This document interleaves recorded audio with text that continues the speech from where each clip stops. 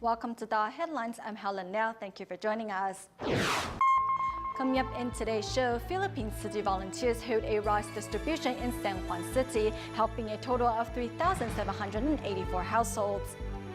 We take a closer look at what is epilepsy as those suffering the disease need our understanding and support.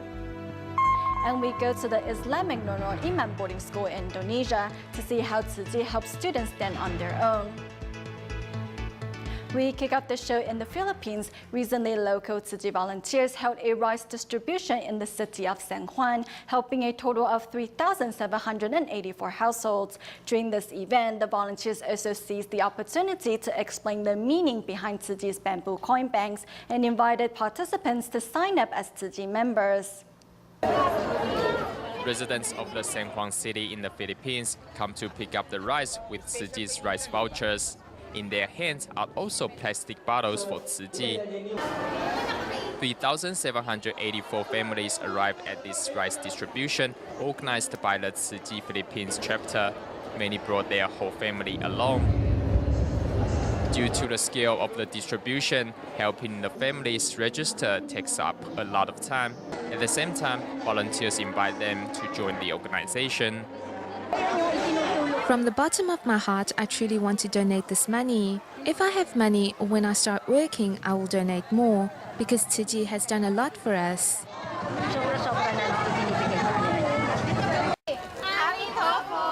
Handing out bags of rice, Tzu Chi volunteers not only provide needy people with timely help, but also inspire their kindness. On this occasion, the recipients and volunteers are both moved and blessed.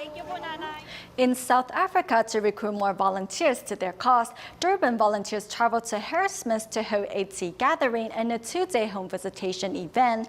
The two events not only succeed in bringing love and care into community, but also inspire residents to join Tzu Chi.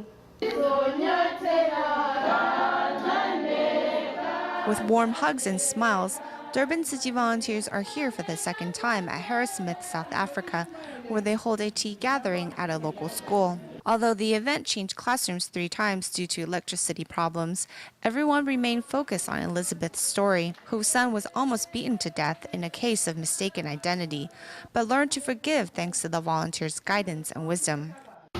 Tzu Chi Foundation that I must forgive. That's why I'm here. That's how I was helped by Tzu Chi Foundation. Next, volunteers head out for their home visitations, which will be spread out over 2 days. Among those the volunteers visited was this 60-year-old grandmother with her 4-month-old grandson. The grandmother blames her daughter-in-law for her son's death from AIDS. Volunteers speak to both parties to try to resolve the misunderstandings, and one neighbor offers to look after them after Tzu Chi leaves. They use the mud. This one is the mud. In another local resident's house built of reeds and mud, it is colder inside than out. 5 people. 4 people. And mama. 4 baby and mama. Neighbors worried about how the family will get through the winter says, if the volunteers provide materials, they will help build a new house for the family. Bringing their care wherever it is needed, here volunteers break up into 3 groups so as to better introduce Tzu Chi to more residents. Thanks to their efforts, on the second day of their home visitations, the volunteers' ranks are bolstered by 30 new additions, thus helping them bring love to even more of those in need. In Taiwan, Taipei's Zhongshan district Tzu Chi volunteers traveled to the remote mountainous area of Dazhi to visit senior Chen, who lives on his own. To help the senior enjoy a comfortable living environment, the volunteers not only clean up his house, but also deliver secondhand furniture and a new mattress. Driving and walking under the hot sun, despite the 36-degree weather, Tzu Chi volunteers insist on visiting senior Chen. This is 60-year-old Mr. Chen, who lives in the mountainous area of Dazhi, Taipei City. As the senior has bad eyesight, he can only make a living by working as a cemetery caretaker. Today, the volunteers are here to clean up his surroundings and to replace his old mattress.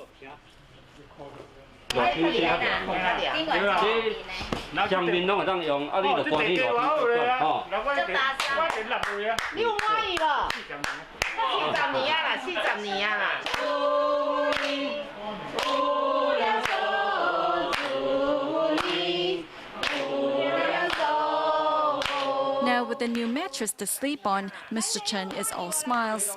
The volunteers also prepared 2 bags of clothing and daily necessities and guide the senior around the house to help him familiarize himself with the new room arrangement. From here to the windows is empty space. The bed sheets are stored over here, and the head of the bed is over here. You can store anything inside the cupboards over here. We are here to help you familiarize yourself with the new decorations. Mr. Chen, our Tzu Chi sisters made this peace charm, hoping you can live in peace and harmony. You can hand this peace charm anywhere. Caring for the senior like their own families, before the departure, the volunteers remind Mr. Chen to take good care of his health. Mr. Chen, please remember to take good care of yourself. If you don't drink alcohol, your health will be much better, so don't drink, okay? Bless you. We will come visit you again next month.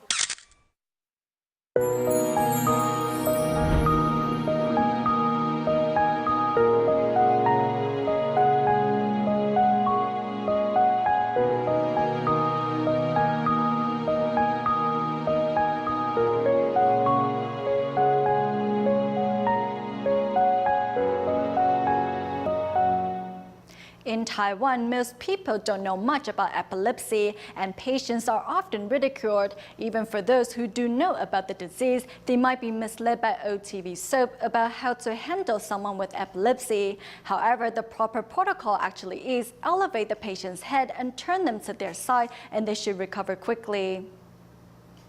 The involuntary convulsion during an epileptic seizure is an astonishing sight that will stun most people. However, when normal, epilepsy sufferers are no different from you and I.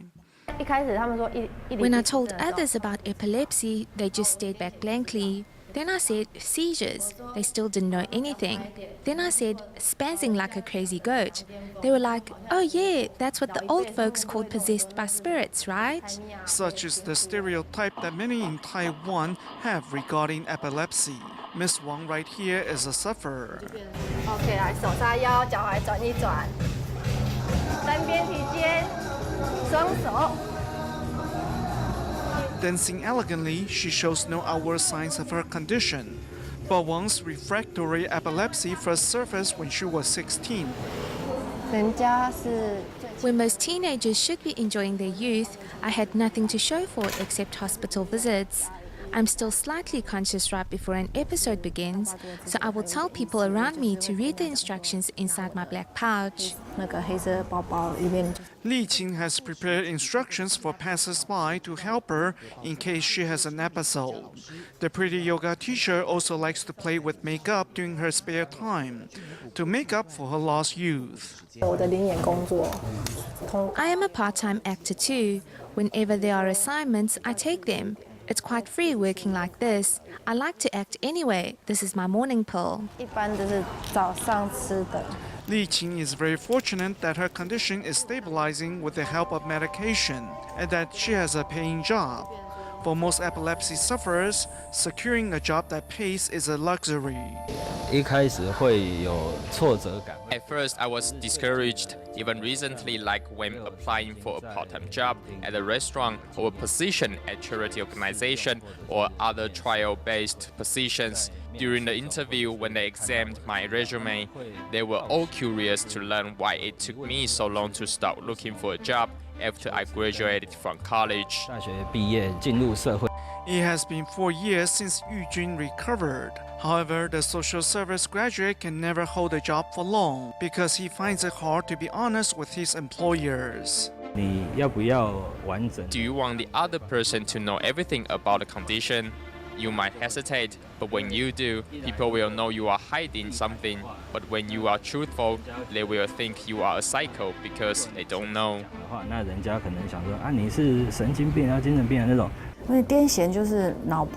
Epileptic seizures are triggered by hyperelectrical activity in the brain, which then causes involuntary physical movements.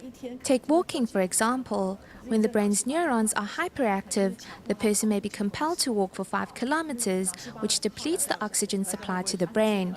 The hypoxia may further cause damage to brain cells. The bigger spikes on this EEG mean abnormal electrical activities in the brain. Society's ignorance has made life difficult for epilepsy sufferers. For epilepsy sufferers in the country to thrive, it seems Taiwan still has a long way to go. Staying in Taiwan for 3 consecutive years, Tzu Chi volunteer Zhen Meiqing and Wang Liao Shumei of New Taipei City traveled to a nearby traditional market each day at noon to collect plastic bags and food wrappers. Many vendors were reluctant to cooperate at first as they felt it was too troublesome, but the pair's determination soon moved them to help. Just as the traditional market is about to close, Tzu Chi volunteer Zhen Meiqing hurries back and forth between each stall, collecting plastic bags and fruit wrappers in the 36 degrees Celsius heat. Whether it is the recyclables given to her by vendors or ones discarded on the floor, she takes them all. It's hot, really hot, but we have to overcome it for the sake of our planet. 3 years ago, when Zhen Meiqing and Wang Liao Shumei first began recycling at the traditional market, the response they received was not so forthcoming. However, they were not deterred and continued to gather recyclables there. Even Zhen's granddaughter became a little helper. She also comes to help out. Here, give it to Grandma. Not only is sorting recyclables a tedious and time-consuming job, the fruit wrappers have to be soaked in the sun first. This is made out of petroleum, so during the manufacturing process, when the oil comes into contact with water, it bubbles. If it spreads onto the body, it creates sores. Next, the wrappers have to be sorted by color. Despite the mundane task, the two carry on happily without any complaint. When one is willing, they won't feel tired at all. When it's time to head out, I always finish my meals quickly and can't wait to do the recycling work. Doing what is right, their biggest support is having finally received the acknowledgement of all the vendors. The volume of garbage here has definitely lessened. From the bottom of my heart, I think they are doing a wonderful job. The blessings are yours to keep. I'm just like the middleman. I only planted the seeds of compassion here, then they started to blossom. Zhen Meiqing and Wang Liao Shumei's selflessness has moved others to join in doing their part in cherishing our planet.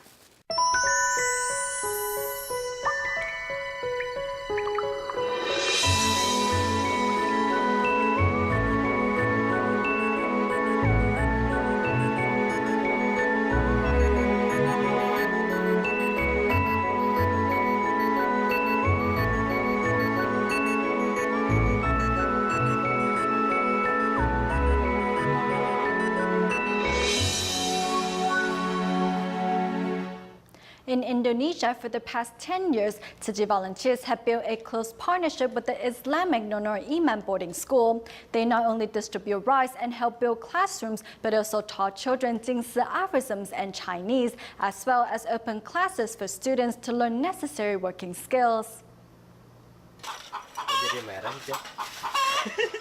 Putting sand into the mold and flattening it into shape, Mubarak used simple tools to make a living. We are motivated to learn and give without expecting return, so that we can realize the meaning of life. We have to work hard in order to live a better life. The Islamic Nural Iman boarding school in Indonesia shelters orphans and impoverished children. As the number of residents and expenses increase, the school and Tzu Chi volunteers decided to provide work trainings so that the residents can have a chance to acquire work skills and make their own living. If they only wait for outside help, they will lose the ability to live on their own. So they have to discover what they are good at or what skills they want to learn. Other than career skill training, students here are also taught Chinese and Jingsi aphorisms. My teacher taught me that since I have learned Chinese here, I'm responsible to pass it on to the future generation and continue to develop the Chinese education in this school before it's lost.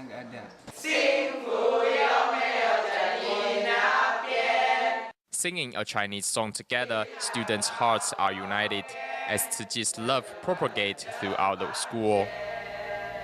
To enhance public awareness on the importance of environmental hygiene, the Indonesia Ministry of Public Works organized a sanitation jamboree. Organizers hope that through the event, students can take back what they have learned and implant environmental awareness on their school campuses. From 33 provinces all across Indonesia, 198 high school students are taking part in the Sanitation Jamboree, which is an annual event organized by the Indonesian Ministry of Public Works aimed at cultivating students' appreciation for the environment. In comparison to neighboring countries, Indonesia's sanitation is not that good. The river soil is badly polluted and the general public have poor hygiene awareness. So we hope to raise environmental consciousness in children, and this is the perfect age to start. Organizers put on display all sorts of products made from recyclables at the week-long jamboree and also invite Tzu Chi volunteers to share how to reuse cans and bottles. The Tzu Chi Foundation is a non-governmental organization. Our founder promotes 4 main missions and 4 sub-operations worldwide. One of them is recycling. Apart from introducing Tzu Chi's recycling work to students, volunteers also encourage the use of eco-friendly meal kits to reduce waste. Having heard the volunteers' presentation, the students are all eager to become environmental ambassadors. As high school students, we are our country's hope. Hence, as an ambassador of the environment, we have to take what we learned here and share it with others. I want to encourage the use of fertilizer at our school. We haven't made use of our composting facility yet. From now on, I'm going to put it to good use and make our own fertilizer. Good habits are nurtured when young. It is hoped that these students will put environmental concepts into action so that the earth remain healthy in the decades to come. In Johannesburg, South Africa, there is a steel factory owner whose wife is currently training to be a certified Tzu Chi volunteer. Seeing the impoverished children in his community eat from kitchen scrub buckets and inspired by Tzu Chi monthly story of saving 1 starfish at a time, the owner has invited the children to his factory to eat every Saturday. Every Saturday, steel factory owner Huang Jiantang of Johannesburg, South Africa, will invite the impoverished children of his community to come and eat a delicious vegetarian meal. Huang's compassion stems from knowing what it's like to be poor. Honestly, lots of us with money live a frivolous life. As for the poor, every bit of food is precious. One time, I was near the kitchen scrap bucket, which is put out for the dogs to eat, but the poor child was there eating from it. Seeing that, my heart went out to him.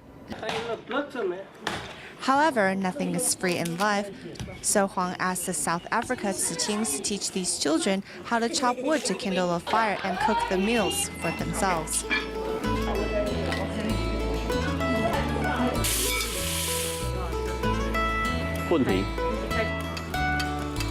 Thinking about these children's lack of skills for the future, Huang even installed an easy and safe-to-use punch press to teach the children how to make coin banks out of recycled tea canisters.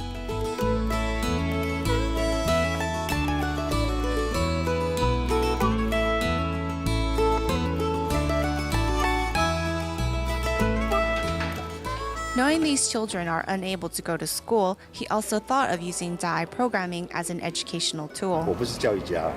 I'm not an educator, I just work in a factory, but I still want to build a classroom for these children. So I installed a satellite to receive DAI TV, and I told them when they have time, they can watch it. Why?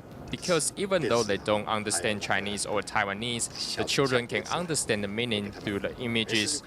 All the programming that has been translated into English, so these children can understand what Tzu Chi is about. As Huang's wife is training to be a certified Tzu Chi volunteer, his support is not only spiritual but practical, with Huang being inspired by the story from Tzu Chi Monthly of saving 1 starfish at a time. Maybe among these kids, there will be a starfish that I have saved.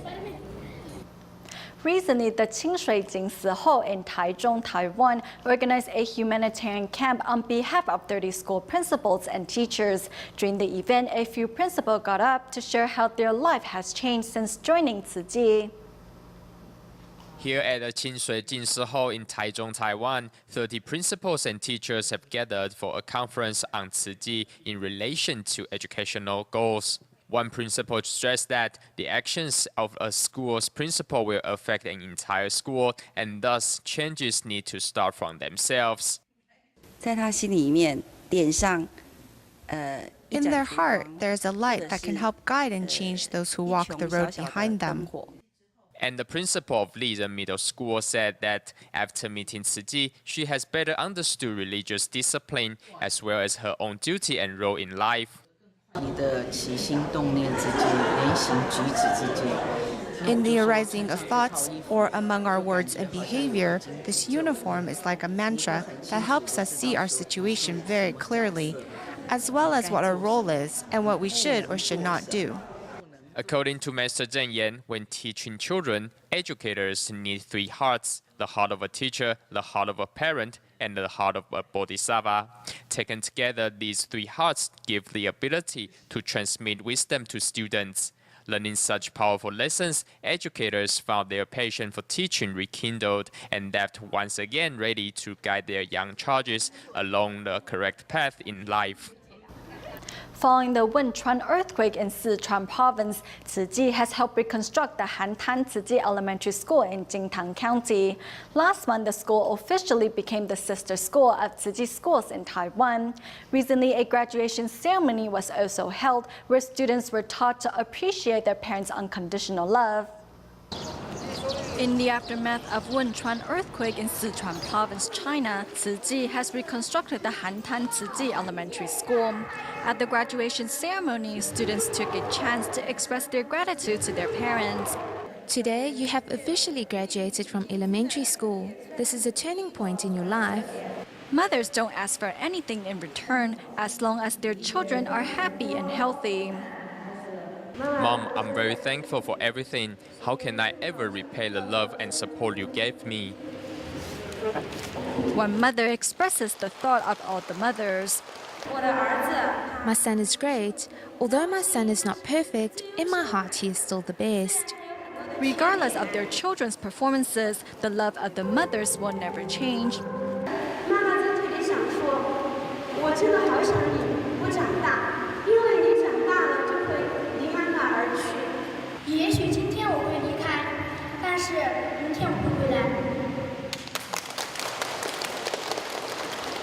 Receiving graduation certificates from their teachers, for these students, the last lessons they learned in school is to be thankful.